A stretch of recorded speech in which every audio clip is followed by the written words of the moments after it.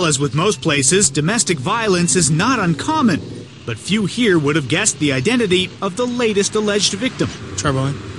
Very troubling, actually. I just didn't expect it to happen to her. I was looking for a career where I could help people and make a difference. Cory McMullan, a 24-year veteran of law enforcement and the town's chief of police, issuing this surprising written statement, acknowledging, "I am the unnamed victim of a domestic incident that took place at my home.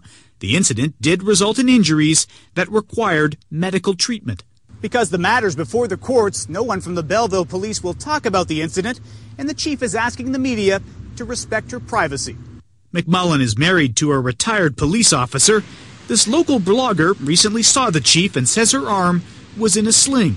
I did speak with her briefly, and she did seem a little emotionally rattled, but, she was composed. Police usually avoid identifying those involved in a domestic incident, but in her statement, McMullan wrote, "I feel that given my position in the community, it is important to acknowledge that I am the victim." I think that the notion of certain people in positions of power are immune to violence, I think, is a myth. And I think this very situation illustrates and demonstrates that quite critically. And other victims of violence applauding the chief's decision to go public. So I know exactly how she's feeling, and it isn't something that's good that you feel comfortable with coming out with, and I think it's all the more power to her to be coming out with it. A 53-year-old man has been charged with assault and will appear in court in September. As for McMullan, she says she'll remain on the job as chief of police. John Venevali Rouse, CTV News, Belleville, Ontario.